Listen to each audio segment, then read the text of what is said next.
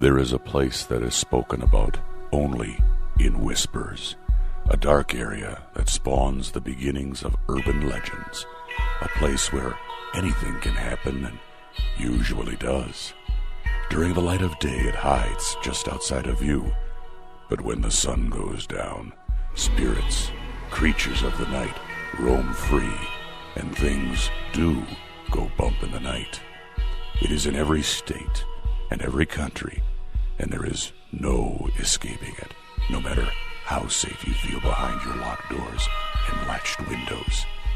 So we invite you to turn down the lights and turn up your radio while we join Dave Schrader and Tim Dennis, your hosts, on a journey into the darkness on the edge of town. Good evening and welcome. You're tuned in to the best in paranormal talk radio. This is Beyond the Darkness. I'm your host, Dave Schrader. We've got a great show lined up for you tonight. The Ghost Studies. Brandon Massullo, our guest. New perspectives on the origins of paranormal experiences. And as we continue to do this show, I'm always interested in new perspectives, new ideas, looking at the origins of the paranormal experience, how some people will experience the paranormal and others will not. Sometimes people that claim to be sensitives will not have any activity in a well-known haunted place, but yet somebody who thinks they're as psychic as a doorknob keep getting pestered, keep hearing things, seeing things. How does this work? Why does this work? Well, our guest is here to chat with that about that tonight. Brandon Massullo is a clinical therapist and a parapsychologist residing in Medina, Ohio. Fascinated by paranormal phenomena for more than 20 years, he's been a participant in and featured speaker at numerous paranormal forums and events. He studied psychology and parapsychology at the University of Edinburgh in Scotland. His research has been cited in numerous parapsychological journals, articles, and mainstream books.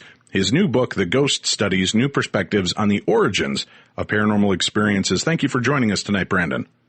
Thank you for having me. I appreciate it, Dave. Is it Medina or Medina? Medina. You got it exactly right. Now, I grew up in Medina, Illinois. With the H, we're ritzy over there. We added an extra letter at the end, but I know there's another town spelled the same way yours is, but they refer to it as Medina, so I wasn't sure which way we're going. Yeah, that's what my GPS calls it, Medina. Let's chat a little bit about your background as a therapist. What made you decide to start to investigate parapsychology? Well, I've actually always been interested in parapsychology. Well, I shouldn't say always. Since high school, that's really when I started reading some books about it, got really interested in it. And then I went to college with an undergrad degree in psychology. And it's, an undergrad degree, you kind of have an interest in parapsychology, but to be honest, there's not a lot of money in it, and really? None. Come on, you mean Venkman and Stantz lied to us? There's not big bucks in ghost hunting? Well, they had to take out a pretty big loan to get. Yeah, they did. Yeah. But so I started doing psychology, and then there's no places in America that really have any universities that actually teach parapsychology. So I kind of went the conservative route. I got the undergrad in psychology, then I got my graduate degree in counseling, and I, worked in the clinical setting for probably about 6-7 years. And then I just said, you know what? I'm going to go for it. So I applied and got accepted to the University of Edinburgh in Scotland. And I actually studied psychological research methods, but my specialization was in parapsychology. And I studied under Dr. Caroline Watt at the Koestler Parapsychology Unit. And that's where I learned the most about parapsychology. You read these books for 10, 15 years and you think you have a grasp on it. But when you're actually thrown in it and you're actually doing research, you really learn on the fly. And for me, that's the best way to learn. Well, talk to me a little bit about this, the study of parapsychology. Because, as you said, you had to go to Edinburgh to study this. Yeah. Why do you think it's not a recognized science or theorem here in the United States? I've often thought about that, and I really can't come up with an answer for that. There's a ton of interest in parapsychology. You put a parapsychology course in a college, I think you're going to pack it. Maybe that there's not a lot of research in parapsychology maybe could be looked down upon by mainstream psychology. So I think probably in the next 10 years, you're probably going to see some colleges start to pick up parapsychology. But over in the UK, it's not that uncommon. When I lived in Edinburgh, you couldn't go into a shop down there, and everywhere you went, they told you a ghost story, and it was very open, and they loved parapsychology. It was a huge part of the whole atmosphere in Edinburgh. It is kind of ridiculous, right? Because you can go take Theorem of Rock and Roll Music. You can take classes in the United States on Game of Thrones. Yeah, I took a philosophy class in my undergrad. It was just on The Matrix, the movie. See, I could be teaching those. It sounds like stoners are running the colleges nowadays. That's right. Yeah, today we're going to talk about the Theorem of Rush, dude. This band rocks. Right. That's crazy. Well, all right. Now, is this parapsychology, when you sign up to be a parapsychologist and go to a school that teaches this, do you find that what it is it's a trendy term attached to an actual psychological study that, okay, let's make it tie into ghosts, which is what a lot of these classes do when they're doing history. They turn them into stories about the Vikings or the stories about Game of Thrones in a way to, spoon feed people information with a little bit of sugar in every bite. When you go in for parapsychology studies, kind of walk the layman that's never had this experience through. What is that like to go to classes for that? And how do they start the story, the class, I should say? Well, what they really do is they give you a strong foundation in sort of psychological research methods. So you really learn how to conduct the study, the appropriate ways to do it. You learn a lot about statistics, t-tests, how to run statistical programs, validity. So you really spend a majority of the time learning what research is and the appropriate way to do it, scientific methods, hypotheses. So that's really what the base is. And then the base is a majority of it. And then once you sort of are familiar with the base, then you actually start taking some courses which are, have a parapsychology topic related to them. So they kind of more focus on the research than they do the parapsychology. So, I think I maybe got 3 or 4 classes which were actually dealt with parapsychology. But then my research dissertation was a huge research project or an experiment in a parapsychological topic. All right. And they're studying this. They're teaching this. They're obviously taking it seriously. But do they take it seriously in the way that let's learn about parapsychology and the study of the paranormal so that we can disprove that it exists? Or are they doing it in an open-minded forum where you go in to learn the study, the practice, the principles of the theorem, and then try to put it to practical application? Can we then prove or disprove that this phenomena exists? I think at least the parapsychologists I met were pretty open-minded. Mm-hmm. But, I know that, there are some out there that are pretty lean towards the skeptic side of things. And then there's a lot that are leaning towards the believing side of things. And you really see a divide sometimes in parapsychology. Now, there's, what are you? Do you believe or do you not believe? So it's like you have to choose a side. But, for the most part, I think a lot of parapsychologists are open-minded. If you go either way, then, that confirmation bias and that could affect your research. All right. I want to know a little bit about your background going into this. Did you have a belief in ghosts, UFOs, psychic ability, telekinesis, or was this just, at that point, just fun imaginings? Yeah, I was a pretty ardent skeptic for the most part, even when I was studying parapsychology. So I didn't really have a belief in it. I never had a paranormal experience growing up. A lot of times people who get into this field or even paranormal investigations and those types of things have these amazing encounters when they're younger, living in haunted houses, whatever the story is. I never had that. I only had my books. And, so I was a pretty ardent skeptic. and I would read the skeptic blogs. A lot of the research I read, mainstream wise, sort of leaned towards that way. It was only after I really started opening my mind to these sort of alternative thoughts, which is Rupert Sheldrake, Carl Jung, Nandor Fodor. These types of things sort of opened my eyes to other possibilities, and that's really where I'm at now. All right, so you started as a skeptic. Where would you put yourself on the spectrum at this point in your life, of believer or skeptic? I definitely think that there's a lot of things out. There's things that science has dropped the ball when it comes to explaining paranormal phenomenon. I mean, that's a fact. So there's things out there that are genuine that we really don't have answers to. So I guess I would. All right. Well, let's start there real quickly then, before we get too deeply involved. What do you believe are the facts that they're just overlooking, or that they're just not examining, but you believe are real things? The one thing that I find to be the most fascinating when it comes to the paranormal is these spontaneous cases. So these are your deathbed visions, your crisis apparitions.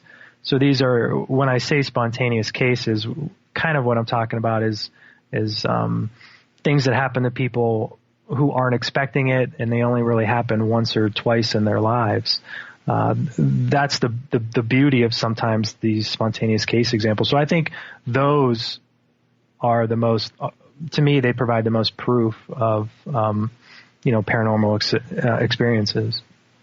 I agree with you. Those are interesting because it's not a bunch of weekend warriors going out to a haunted location with a bunch of gadgets and gear, which I'm one of, but it's people that are just living everyday, ordinary lives, and yet the supernatural seems to fold into one of these daily adventures. And whether it ever is repeated again or not, it's something that exceeds the realm of normalcy. Yeah, and I think you can get a sort of a wealth of information from these spontaneous cases. There's fewer variables, which make identifying the processes involved, less complicated. And I think that's an important thing to get. If I go to a haunted, if I stay a night in a haunted hotel and I bring my EMF, there's some sort of suggestibility that the place is haunted and I might have an experience.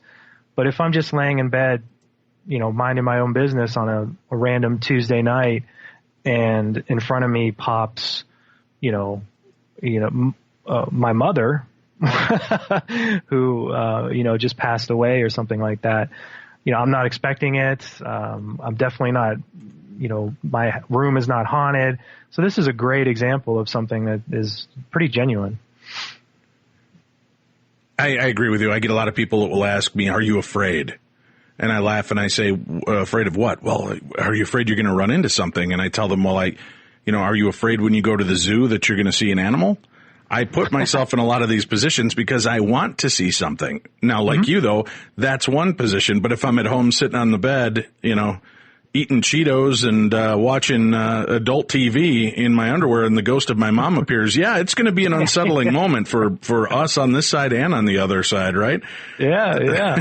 And a majority of these experiences happen when, people are sort of just zoned out and in a nice, relaxed space and just not thinking about things. These are when these occurrences happen the most. Now, tell me from the psychological aspect, what would science have us believe that means? Oh, boy.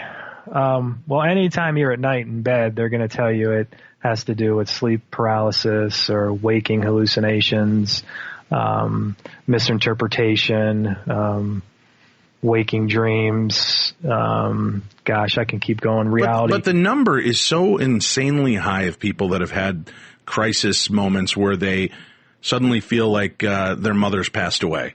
And they pick up the phone and call, and they're crying on the other end, "Your mom just passed away." Or they get this overwhelming, feel that somebody's in the room with them, maybe a relative or so, and they, then they get the phone call 2 seconds later that relative passed on. I mean, there's those kind of weird moments. And they are overwhelming. At this point, it seems to me, and it sounds like it does to you as well, Brandon, that it's kind of like, how do we just keep dismissing this? Yeah, it's baffling. It really is. But, we've been dismissing them since the 1800s. I mean, Phantasms of the Living was a book that came out in the late 1800s. It has 600 some cases, I believe it's 600 some cases of spontaneous paranormal case or spontaneous paranormal occurrences or phenomenon.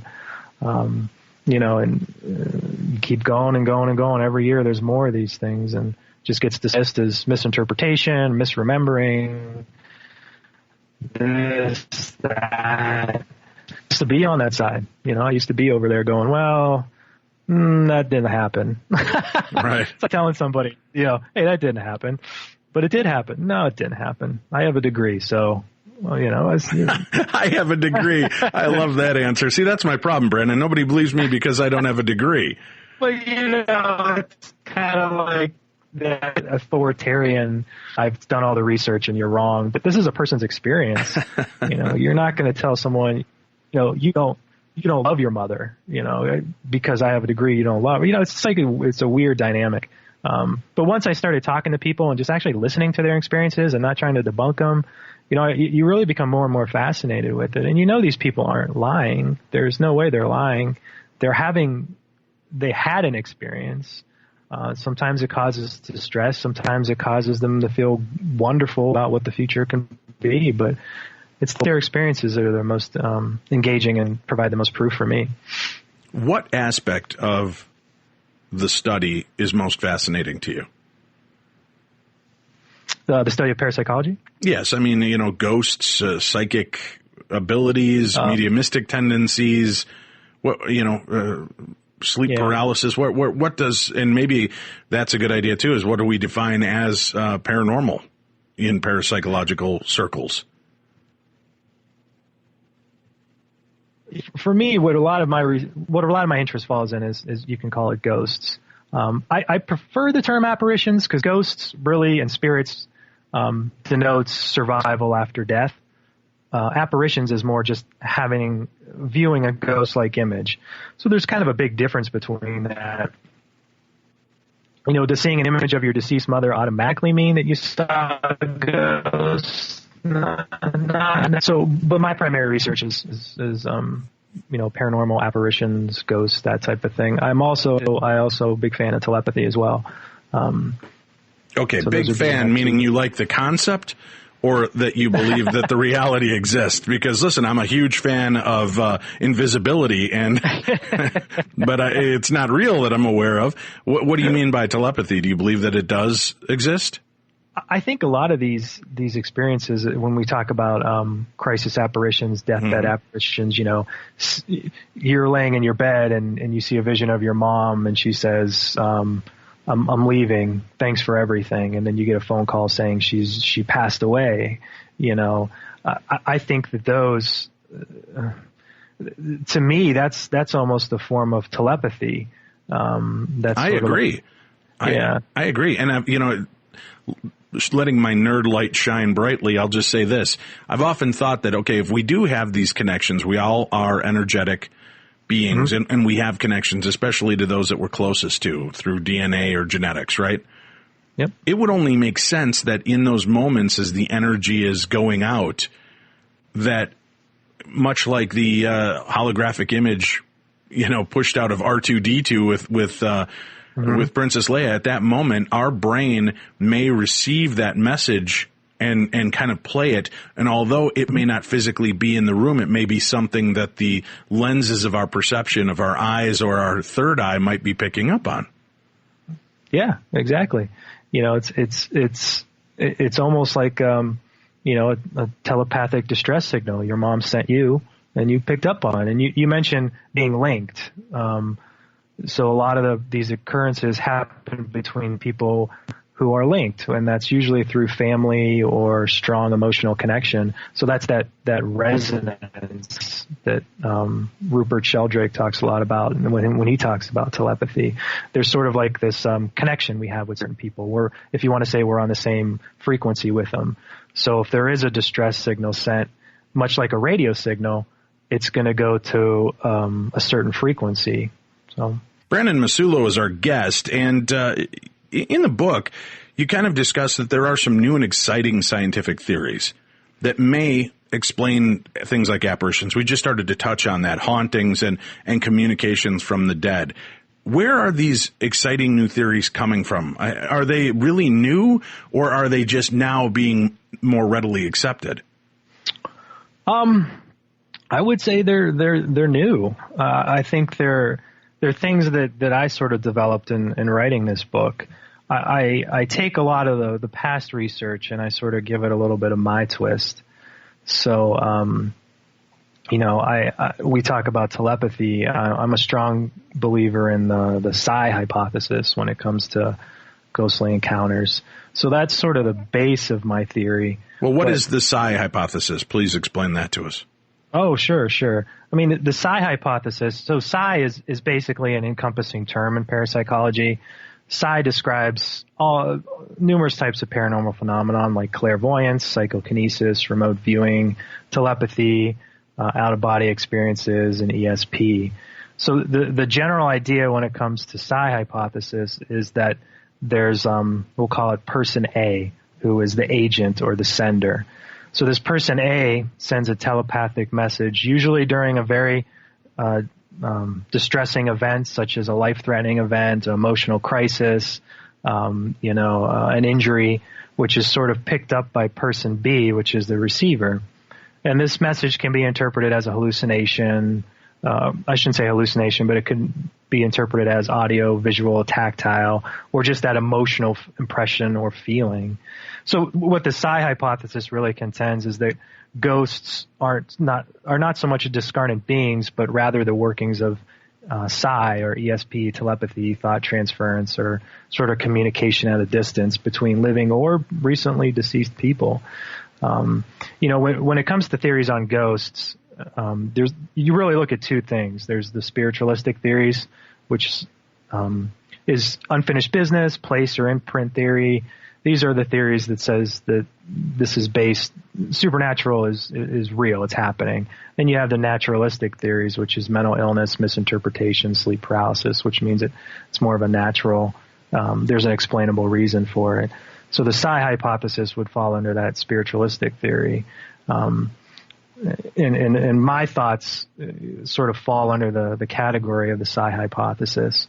So you have this, when we think telepathy, we don't think ghosts, but there's a lot of overlap between the two. The experiences are pretty similar, actually. And that would start to make sense of why you and I may be standing in the same room and I'm seeing the holographic image of Princess Leia and you are not, right? Mm-hmm. Is that if it's more of a telepathic imagery. But then how do we explain, how do I want to place this? All right, I know what it is to see something in my mind's eye. All right, I can differentiate between seeing a form physically in front of me or ethereally in front of me and something that I can vividly imagine in my mind. But if it's truly a kind of an internal projection, how is it that our eyes are interpreting the information from our brain? Are we that easily tricked by our brain that we can create an image that only our eyes will see? I don't know how to answer that. I don't know if I know the answer to that. I think that. Well, then, good day, sir. I said good day. I think that. How dare you not have every answer to all of these magical questions we've been searching for eternity. I think it's a great question. I think that you're very diplomatic. I like this. What happens is if we say this, let's call it a telepathic distress signal, right? So it goes from person A to person B. When person B gets it, it's sort of interpreted unconsciously, and it's going to present itself different for different people. So you might smell your mother's perfume. You might hear your mother's voice. You might feel like your dad is, rubbing your arm like he used to do when you were in high school to make you feel better. You're going to interpret it a little bit differently, I think. So can we be close enough? Do you believe, hypothetically, Brandon and Dave are best buddies? They've known each other, grown up together. They're great friends, and they're at an appointment at a meeting somewhere, and Dave finds out his mother's passed away, and suddenly he can smell the overpowering scent of her perfume, but so does Brandon. Now, does this mean that because of our connection, I'm telepathically receiving and transmitting that same message? Is that a possibility, especially with those that we're most close to? Yeah, so you're saying it goes from person A to person B to person C. Well, to give it a little bit, I always hate referring back to my stories because I don't want to bore my listeners, but when my oldest son was born, he was born at home. He was born with a midwife, and it was a breech birth. And at one point, the midwife said I needed to stand up behind my girlfriend, and literally we were going to use gravity to deliver this baby quickly and efficiently. So I stood with my arms like a goalpost. She stood with her back to my chest, slung her arms over my arms, and she would drop her weight and push. And, I would stoically hold her. And as this was progressing, at one point I began to fall backwards because she had just come out of a major contraction, and I relaxed, and she dropped into another major contraction, and I started to fall backwards. And something... again, at the time, I just assumed that it was, Bruce Banner Hulk strength that just saved my gal, myself, and my child. My body reacted with this enormous strength. But in all reality, it did feel very much like a set of hands grabbed me from underneath my armpits. Later on, my mom asked me after the birth, she said, how did you stand back up? She was a nurse for a hospital that deals with spinal cord injuries. And she said, there's just no way you could do what you just did, holding a pregnant woman giving birth, and stand back up. It looked like somebody helped you up. And I said, it felt like it too. She said, then she asked me, did you smell anything? I said, Mom, I was holding a pregnant woman. I was smelling a lot of things. And she said, no. Did you smell any like perfume? I said, oh yeah, at one point it was very strong.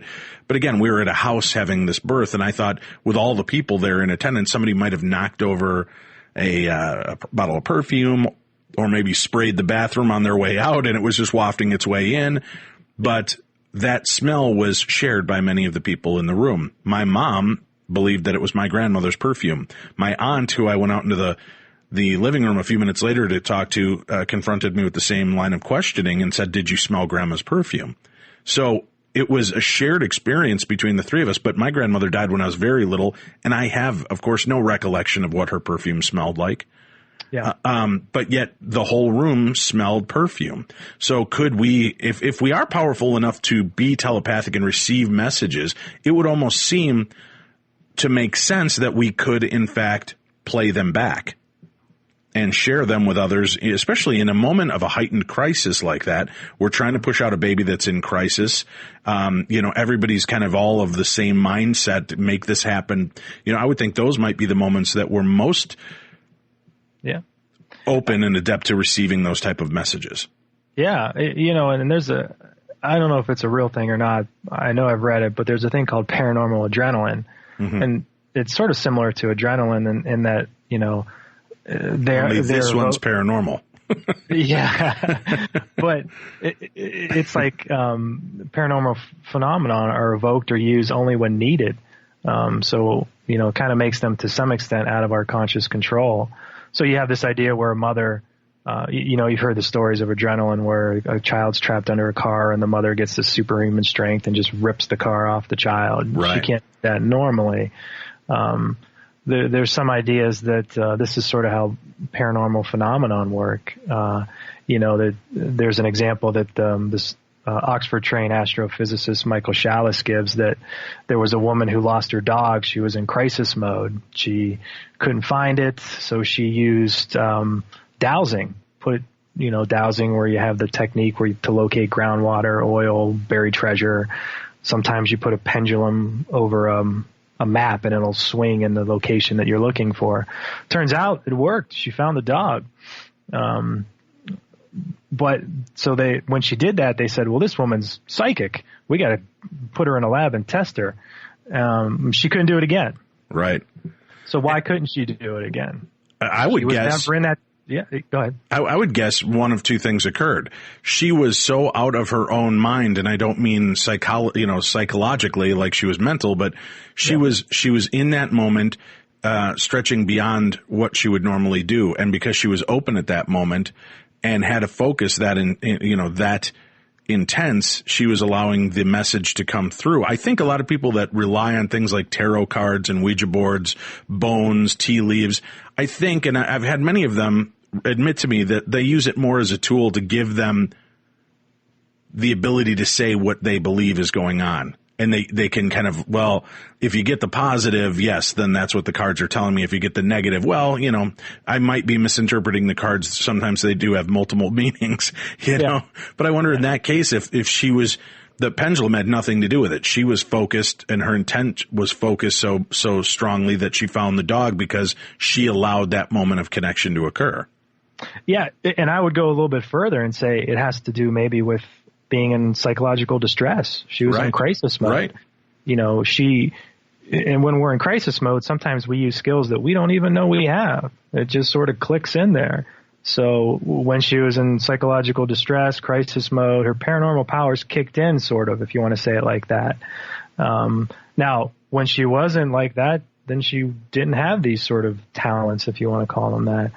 So I think, emotions, psychological distress, crises, I really think that there are a lot of times the catalyst to a lot of the spontaneous case examples, I really think that that's a starting point to it. And that's, emotions have always been linked with paranormal phenomenon. That's nothing new, but, Well, and in moments of crisis, our brain is reacting and secreting. We know that in moments of like when we're working out or when we're happy, our brain secretes, chemicals that can sustain those feelings. And you wonder if in these moments of crisis, is whatever chemical there activating the pineal gland, which may or may not be that third eye attunement that people claim it is. And in these crisis moments, is that WD-40ing up that nozzle so that it can open up for a little bit and give us what we need. Yeah. I mean, the pineal gland is, that's one of the theories that are out there.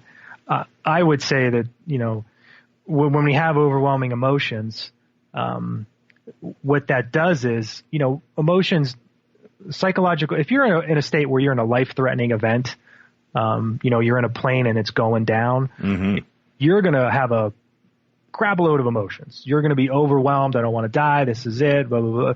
It's going to keep going. You're going to be in quite an acute crisis state. I think, when we have those types of things, it affects us not only mentally, but physically. It makes changes inside our bodies as well. We're all electrical beings, so these intense emotions cause distress or erratic fluctuations in our bioenergetics, and when we do that, that sort of changes our electromagnetic field, and then it kind of radiates into the environment, and then once that message is in the environment, it can sort of resonate or be linked with someone who's sort of close to us. Well, let's talk about that when we return. The resonance, the scarring, if you will, of a location after a very deeply traumatic or psychological event has happened. If this exists and there is energy, why are we not able to precisely divine a tool that can tune into that energy to read it and understand it, or perhaps even focus that energy? We'll talk to our guest when we return. His book, The Ghost Studies, New Perspectives on the Origins of Paranormal Experiences. Brandon Massullo are right here on Beyond the Darkness.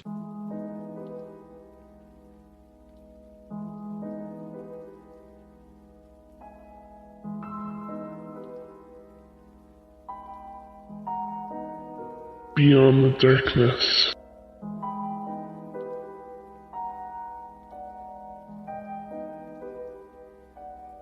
Hello, welcome back to the best in paranormal talk radio. Hey, listen guys, there's a huge announcement. If you've missed it already, you've got to join this. This is a great opportunity to see Tim and I together and you get a chance to go on a 4-day cruise. And it's over Halloween of 2018. What? Yes, we're doing the Chris Jericho Rock and Wrestling Cruise. It is going to be phenomenal. Chris Jericho, along with many of his WWE friends and classic and iconic characters, will be on board. There will be rock bands. Comedian Jim Brewer is going to be on board. Yours truly and Tim will be there. We're going to be presenting a few different talks on the paranormal and hopefully scaring the hell out of you. So I hope you'll join us on this. You can get information at our website at darknessevents.com. Darknessevents.com.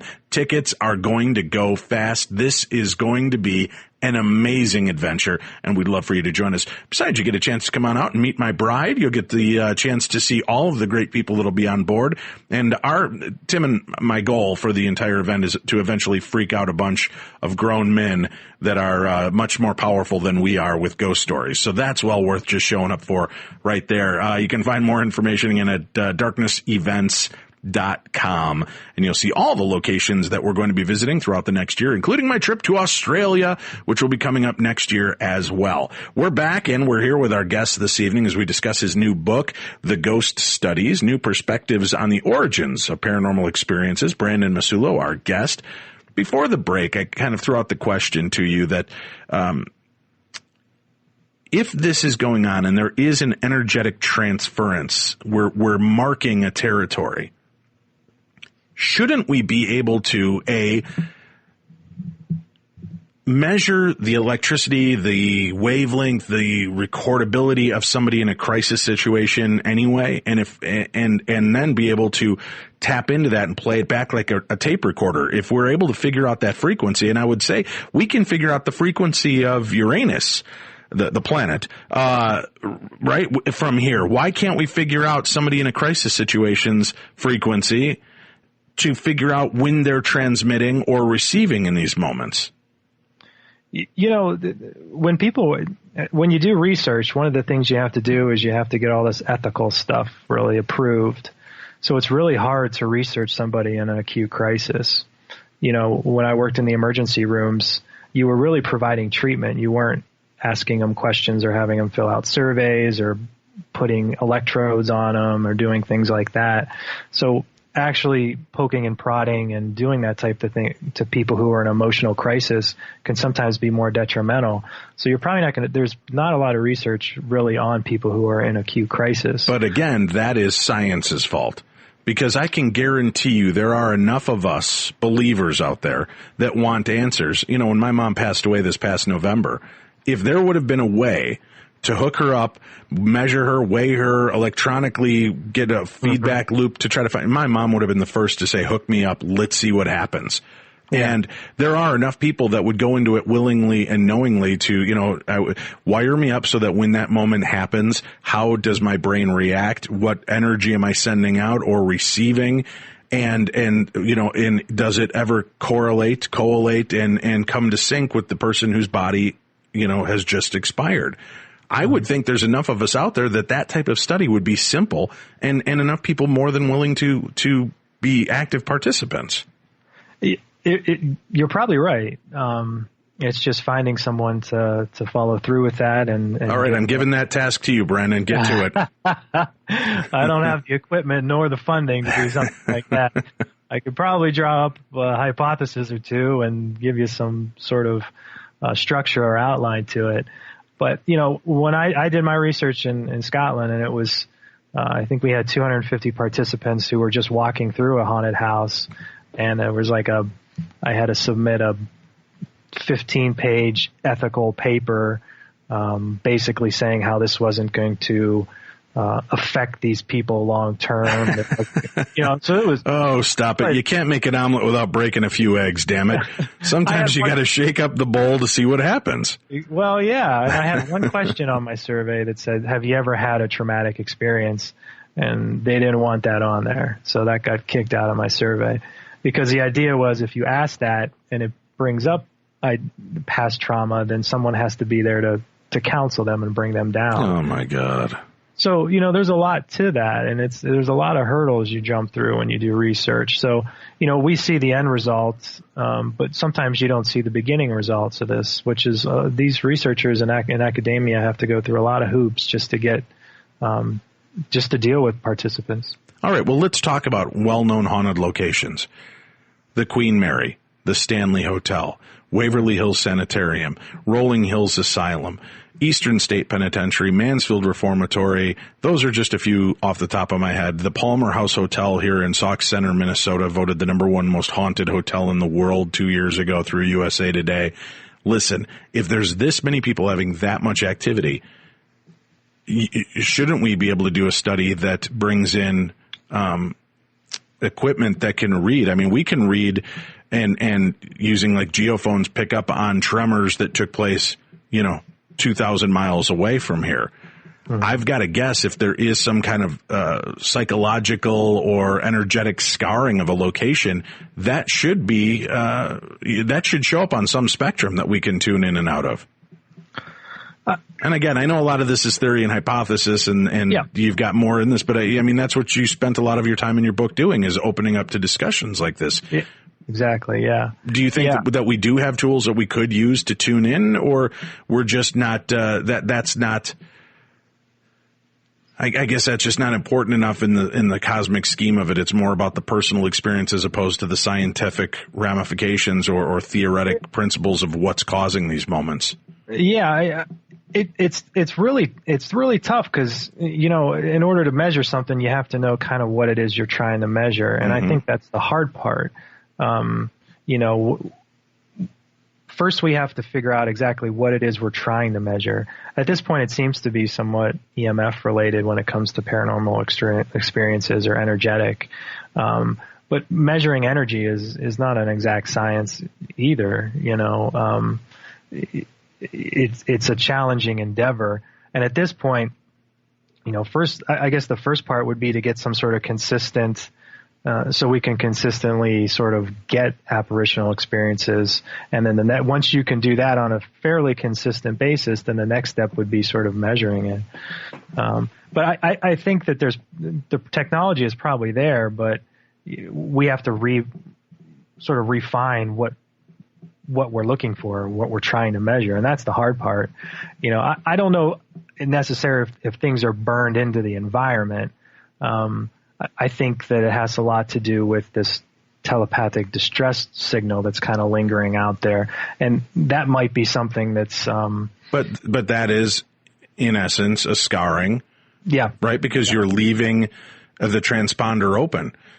Civil War sites where the people are still seen running through the fields. There's, cannon fodder still heard and recorded. So there has to be some kind of scarring that's taken. And scarring is just the most efficient word for me to use at this point. I can't think of another term that would kind of it's a good one. Grab what I'm hoping for. But it does seem repeatable in a lot of senses. I guess I'm always astounded, as many of our listeners are, why this isn't taken more seriously and why we can't, have science step up and go, okay, fine, let's do this. We spend money, they've spent millions of dollars finding out why spider monkeys masturbate when they're frightened. What good did that do any of us in the cosmic scheme of things? No good. We just have a weird fascination with masturbating spider monkeys. But I think it'd be much more appealing if science just said, all right, here, we're coming in, $20 million. We've got a grant for 3 months or a year. We're going to sink into Gettysburg. We're going to take measurements. We're going to, plant stakes. We're going to grid pattern these deals and see if we can pick up energetic signatures, steps or things running through the field that are not there. It would seem that just in one serious place like Gettysburg, where it is known to happen consistently, we should be able to, one way or another, definitively decide this is happening or this is not happening. Yeah. If you sink that amount of time, effort, and money into something, you probably will come up with an answer. I agree 100%. You get a lot of people who know what they're doing. You put them in a room, you give them money, and you come up with some sort of structure, hypothesis, testing. Let me ask you the hard question then. Do you think that we have done this testing already? Do you think that they already have an idea and maybe the answer isn't what we want? And I mean in the sense of there is no heaven, there is no afterlife, like you said, and I'm beginning to believe more and more that when we die, I don't know that our souls are hanging around here, disincarnate, souls, that we may be dealing more with these scarred aftermaths, these energetic signatures that are left replaying over and over in a loop.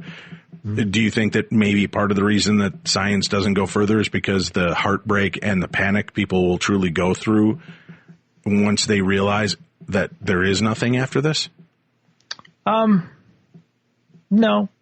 I'll be straight with you. I just think that, a lot of people in academia don't think it's worth maybe researching.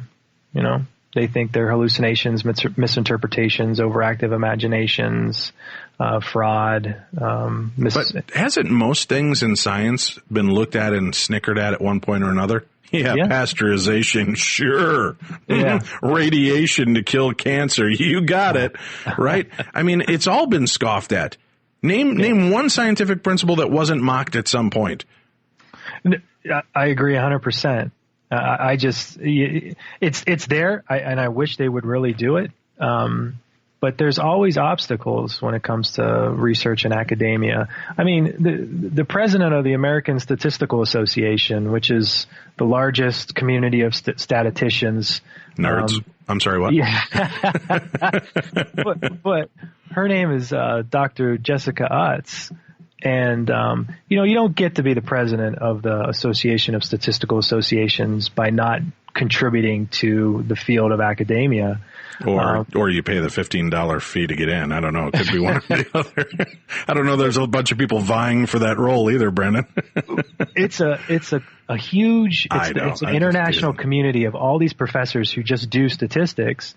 And, in her presidential speech, I listened to a talk by Dr. Ed May, who was the lead researcher on the Stargate, which went from 72 to 95. That was the government's.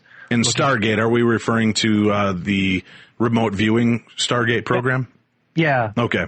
Dr. May was the one who was running that thing. And Jessica Utz did sort of an independent review. And in her presidential speech, this is where the whole room was filled with people in tuxedos. She said, evidence for psi is quite strong statistically and would be widely accepted if it were related to something mundane. And she went on to say that most scientists reject its possibility without ever looking at the data. So it's some powerful words from someone who's sort of high up in this statistics. Wow. Say that again for me. That's I want our listeners to really. I know you were just flipping through Facebook on your phone, and maybe you took a bite of a sandwich and you didn't hear it through your own chewing. That was a really powerful statement. Can you repeat that? Evidence for psi is quite strong statistically and would be widely accepted if it related to something mundane. Most scientists reject its possibility without ever looking at the data. And there's a whole YouTube speech, or her speech is on YouTube that you could look up and listen to the whole thing. To me, that's more powerful than any sort of research I can point to. This is a person who's only does statistics. And if science really says, well, statistics and data is what we're looking for, and then you give them statistics and data and they say that's not enough, then there's a flaw somewhere in my eyes. I couldn't agree more. Right. Especially when you have somebody whose job it is to know the stats and they're telling you this is just being ignored. That's ridiculous. I mean, it's a crime. It really is that part of science will just be rejected. You wonder at what point will we be enlightened enough? How long did it take for people to realize we weren't the center of the universe? Right. And that gravity was, we were under the command of gravity. It was not under our command. And, it just seems ridiculous. Now, in the book, do you also cover paranormal experiences and people's stories? Yeah. Throughout the whole book, I give, maybe 15, 20 ghostly encounters. And after every ghostly encounter, what's great about the book is I take it, there's a lot of great books out there that'll tell you a good ghostly encounter, a good story, and then they kind of leave it at that. Right. After every ghostly encounter, I break it down and I tell you, this is kind of what I believe is happening. This is what I believe is occurring. Well, let's do this. I know you just recorded an episode for Jim Harold's Paranormal Podcast. Yeah. So I'm sure you kept the better stories for me. And let's if you could fish out a few stories maybe that you didn't just cover on another show, that'd be really great. I love Jim Harold, and all of our listeners know that. And if you haven't heard the Paranormal Podcast, shame on you. That's another great show you guys should go find and subscribe to immediately. And I love mentioning those kind of shows too, because Jim and I can do an interview with the same guy and have two totally different interviews and have different perspectives on it. So make sure you check out Jim Harold's show. But give me a couple of your favorite or key examples in the books, and then how you break it down even further, if you don't mind. Yeah, sure. Let me pull one up here, because I don't have them off the top of my head. Unfortunately, I'm not that good. All right. So in the book, there's probably numerous ones in here, and I really kind of break it down as best as I can. They come from different areas, just from personal encounters. They also come from just some reading that I've done. But here's one that I picked up here. So I'll just read you what it says here. But please. John was sitting in his living room waiting for his wife Emily to come home from a girls' night out with some of her friends. And this is John's words, I had gotten a text message from Emily stating that they were leaving the restaurant and would be home in 20 minutes. An hour and a half had gone by with no word from Emily. I began to get extremely worried. However, I tried to remain calm. In an effort to distract myself, I went to my office and began to surf the internet. After a few minutes, I was absorbed in setting up my lineup for my fantasy football team, which played the next day. Suddenly, I got chills throughout my body to the point where I noticed goosebumps. My heart was pounding, and I felt another presence was in the room. Filled with fear, I noticed on my right-hand side slightly behind me a figure. I was too scared to turn my head, fearing that I was not prepared for what I would see. Summoning up the courage, I turned my head ever so slowly. I noticed a cloudy and transparent version of my wife. She was wearing the same clothes that she had left the house in earlier. However, they appeared disheveled and dirty. Her expression was flat, her eyes were shut. She had blood running down her head, and her right arm appeared distorted. I rose from my chair and screamed, "Emily!" At that moment, the apparition disappeared. Wow. So it turns out that Emily was not dead. She had an accident that occurred at the same time as the appearance of the apparition. She got into a car accident, had some head trauma, and a broken right arm. So that kind of correlates with what he was saying. Her head was bleeding, her right arm was distorted. So if you look at this closely, it's obvious that there was a visual image of an apparition. Emily wasn't dead, so it wasn't a ghost, but rather she was seriously injured. So this has very many similarities to other reports of apparitions: sense of a presence, visual image, the image being transparent or smoke-like, and the image vanishing without a cause. So in this state, what's also similar to a lot of ghost stories is, John was in a relaxed or absorbed state, surfing the internet, similar to meditating or, laying down. If he was in a crowded nightclub, do you think he would have gotten this type of message? Probably not. So here we have Emily had a trauma or an unexpected life-threatening injury. It kind of set in motion this whole apparitional experience. So like we talked about before, emotion is sort of the beginning of the process, and it's sort of the metaphorical switch that turns on the machine. Radios and cell phones don't work unless there's power to them. So emotion turns or initiates this process. So it causes, now when you have emotion, that causes these intense bioelectrical polarity shifts inside our bodies. And when that happens, it's sort of, in other words, our emotions trigger or send an electrical message throughout our bodies, affects our electrical fields, and this transmission information kind of goes out into the environment. So it's sort of coming through our own electrical fields and sort of permeating out into the environment. Once something's in the environment, it can go all over the place. Your radio, you can pick up your cell phone and call someone in, Japan, and it happens in a heartbeat. So this idea that we can communicate at great distances is not science fiction. It's happening every day. So once something's in the environment, it's out there. So this is what you have. You have the catalyst sets it in motion, which is the trauma. Energy shifts. Then you have this changes inside us that gets linked to the outside. Once it's outside, this telepathic distress signal is sort of out there, and it just sort of resonates, and it just attracts to someone who we're emotionally linked to. So with that, that's sort of the basis of the ghostly ingredients theory that I have. You have, if you want to look at it as an equation, psychological aspects, which is the emotions, plus bioenergetic fluctuations, which happens inside us, plus external information acquisition, which is sort of that our stuff going out into the world and then getting entangled or resonating with somebody else or synchronizing with somebody else. And then once that happens, then you get these sort of paranormal or ghost-like things occurring. So that's it in a nutshell. And it has, there's a lot that kind of goes into it, but a condensed version is kind of what the ghostly ingredients theory is. This is fascinating. I can't even begin to wrap my mind around how exciting talking about these type of subjects is, and just kind of getting the juices in the brain rolling again. I understand the idea of these crisis moments, Brandon, and that we have that connection. So it could be a telepathic message that we're picking up on. It could be an energetic message that we're picking up on, whatever we want to discern it as. But what about these experiences when we run into ghosts we have no attachment to? We don't know who they are. We weren't expecting to see them there, but yet there they were. And they seem to interact with us. We weren't just watching through a paranormal TV screen at something unfolding in front of us. This ghost noticed us, and we noticed it.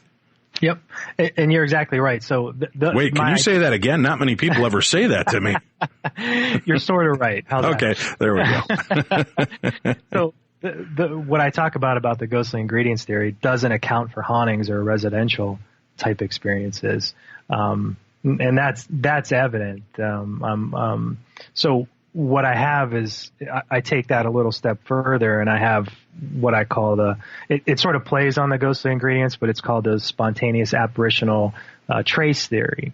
So I'll give you another case example that I think is really good, because you mentioned Gettysburg and the Civil War before. So I'll give you the one I have about that. And what I like about this is this case example is it's sort of a mixture of a lot of things from a different places, but I think it's a good way to start if you want to look at what exactly a haunting is or a residential apparition is.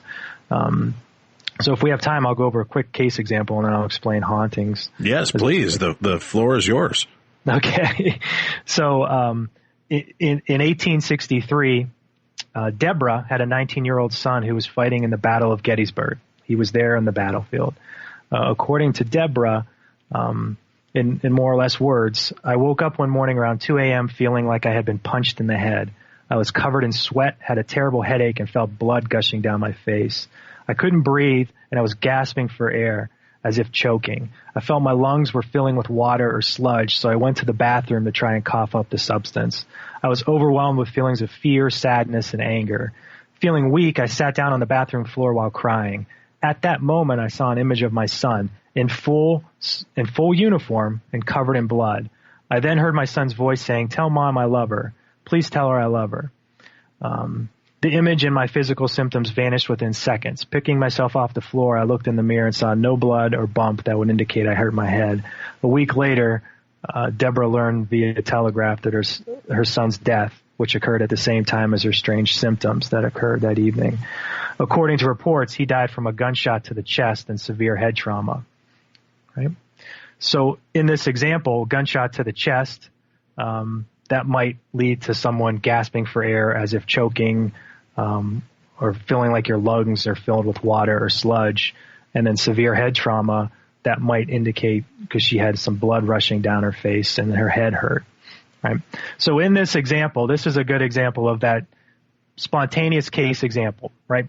So this happened to Deborah in 1863. She experienced overwhelming sadness, fear, anger, apparitions of her son in the uniform, hearing her voice, his son say, "Tell my mom I love her," felt blood gushing down her head, which is tactile phenomenon, which happens a lot in ghostly encounters. People feel like they got their hair touched or someone pushed them, feeling like their lungs were filled with water. These are all sort of the ghostly phenomenon that she experienced.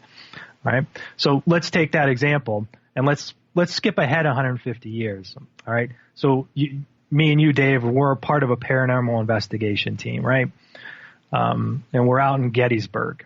Have you ever been to Gettysburg? Yes, numerous times. Numerous times. So me and you are in Gettysburg. Mm-hmm.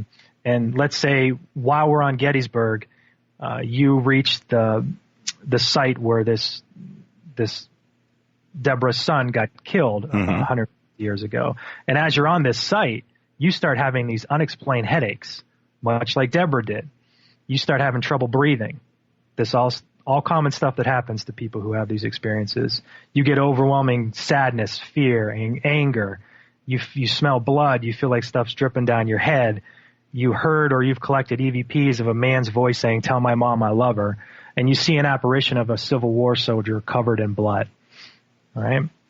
So this is 150 years in the future, and you're having the same symptoms that this Civil War soldier's mother had in 1863. All right? That means I'm obviously the reincarnation of his mother, and I'm living it all over again, Brandon. What happens is he sent this telepathic distress signal 150 years ago, right? So maybe the haunting is not so much an imprint that's burned into it or a ghost, but you're picking up on this telepathic distress signal that's sort of lingering around. So it's not the event, the tragedy, anything like that. It's the telepathic message that people are picking up on 150 years in the future. And what makes this interesting is that with this sort of theory, the spontaneous apparitional trace theory is, it doesn't have to sort of be linked to one place, right? So you get these feelings on the Civil War battleground. Let's say a week later we're investigating the Deborah's house, the mom, and we start feeling this overwhelming sadness, feel blood, hear EVPs of "Tell my mom I love her," or that type of thing. So not only could you pick up maybe information on the battleground of this distress signal, but you could also pick up this information at the end point, which is Deborah's house or the son's house. So this sort of accounts for why you might have hauntings in places where people maybe never died. You might have hauntings in places that are houses that are 2, 3, 4 years old. So unlike imprint or trace theory, I don't believe that the event, such as the violent death, is what causes an imprint into the electromagnetic tracings, but rather this message that the agent had sent during the traumatic event or violent death, which is sort of imprinted. And my theory also differs from imprint and place theory in that, like I said, the haunting doesn't have to coincide with the location or the origin of the tragic event. But it can occur at the destination or the end point of this telepathic message. So you might be getting the same signals or haunt type phenomenon in Gettysburg as you are in Deborah's house in Idaho. I've got, I'll talk to you about this off air, since I've talked about this theory before with people regarding that imprint theory and idea and that message that still is there. And it might give you a little insight and something to track down as well for your follow-up books, but it reminded me to talk to you about that afterwards. It's a fascinating aspect, I think, of the whole paranormal phenomena. Yep. Where do you stand in this whole thing? I mean, do you have to have drawn a few lines? Do you believe that our bodies die and that our soul self does live on, or does it snuff out like a candle in the wind? I don't think it snuffs out in the candle in the wind. I think consciousness. Listen to the pain in your voice. Who am I going to piss off with this answer? Right? Isn't that exactly what you're going through right now? You have all these. You lay in bed and you have all these thoughts about what happens after we die, right? And it seems like every week I have a different sort of thought on this whole subject. Right. As far as that, I don't think we're not like, neuropsychology would say we're a computer or we're a robot. and that once we stop working, we cease to exist like a TV or a computer. That's just it. We're done. And I don't necessarily think that's it. I think consciousness can sort of, I think it can go places. Where it goes, I don't know. I mean, near-death experiences are a good example of sort of consciousness leaving the body. I don't believe in sort of this earthbound spirits or people staying around to fix problems like the Ghost Whisperer shows. I don't think people choose to stay. I'm not on that boat, but I do believe that there is something after we cease to exist, or else these sort of spontaneous, these crises, these deathbed apparitions, this wouldn't exist if we just cease to exist. And it may work this way too, right? I mean, this radio transmission being beamed out across the universe through radio frequency, this will continue to play out. And the theoretic idea is if there's somebody with a receiver that's tuned into the right place at the right time, they're going to capture this audio somewhere else. So if our consciousness truly transcends the physical form and goes on, it may not be an intelligent entity after it leaves, but it may be a collective memory. It may be a file folder, a file of facts of who we once were.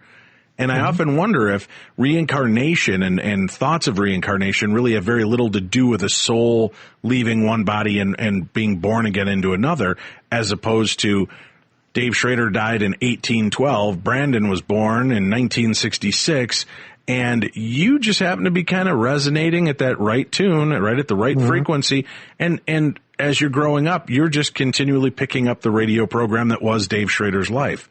So you might believe that then this was tied to a past life for yourself, but it may in fact be nothing more than you being a really open radio transceiver for that story. Yeah. And, the Persinger, he has a YouTube lecture, I think it's called No More Secrets or something like that. But in it, he kind of says, and he does all the calculations and all that, but he says that the Earth's magnetic field has sufficient capacity sort of to represent or store the information within the energy that's been associated with sort of the action potentials of every human being that ever existed on the planet. So in theory, what he says is we have access to information from every brain. Right, the Akashic records. Yeah. And, this idea that, we kind of could, at any point, if we had the ability to, tap into sort of Abraham Lincoln's thoughts or Albert Einstein or something like that. Oh, I have in their filthy thoughts. Those men should be ashamed of themselves. Yeah. But that's amazing. It's like you said, it's just sort of floating around somewhere in the universe. Well, even Thomas Edison and Tesla both believed that the spirit or the energy that we are contained within us should be a frequency that, if applied correctly, could be tuned into. Both of them went on record. I mean, it's part of Edison's original biography that he believes that, that there should be a piece of equipment sensitive enough to tune into that at some point. Yeah. It's amazing how all these great thinkers and everyone has sort of similar thoughts, yet nothing really came of it, unfortunately. Are you sure? I'm not sure. Maybe they're giving you this information right now, Brandon. You never know. Yeah. Oh, maybe. Have you had what you would perceive to be a true paranormal experience? Yes and no. I've never witnessed, and I'm jealous of people who witness sort of apparitions and have these amazing paranormal encounters where they come in contact with deceased loved ones and just amazing, powerful things. That I've never had anything like that happen to me. I had some things that I really couldn't explain. What? Give me for example, something that even your mind couldn't explain. Well, and I didn't mean that to sound as condescending as I realized that just came out. Oh, come on, do tell, Brandon. What even couldn't your brain discern? No, but what's something that even you can't just brush away as a mistake? I recently, I think about a year or two ago, I was, I have a routine, and we all have routines in the morning. Right. And one of my routines is, I take my dog out. She goes to the bathroom. She comes back in. I feed her. I get ready for work. She lays on the bed. I take her out one more time. Then I go to work. About a year or so ago, she was acting really weird in the morning. She came up to me. She woke me up. She went outside, and she's like a bloodhound or a hound dog. So she just sniffs, was really restless and irritated and was searching for something. She eventually came in, and then I went about my routine, and I started getting these sort of feelings, like I was anxious, I was restless, I was sort of I don't know how to describe it, sort of like distressed, couldn't just unsettling feelings and impressions as if something wasn't right. So it's like adrenaline and decisiveness and fear.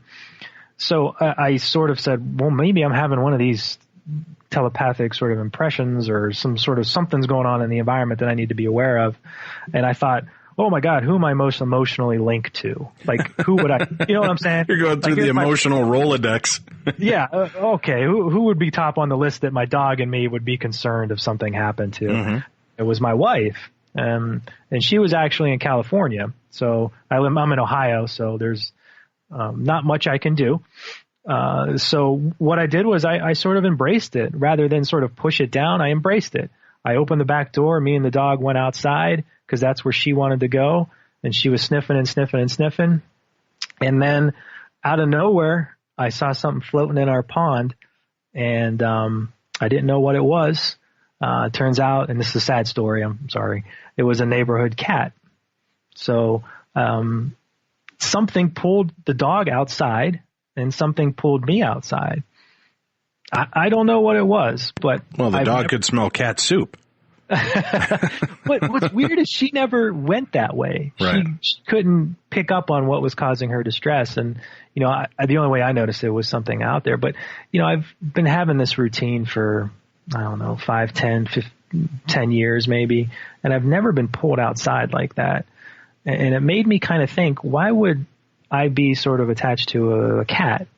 And then I thought to myself, you know what? I've seen this cat every day since I moved into the house 5 years ago.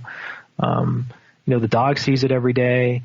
So there is some sort of connection there. It's not a strong one. Well, the strong connection was between you and your dog. And if the dog had noticed it and it was bothering the dog, I think, again, it was beaming out and you were receiving.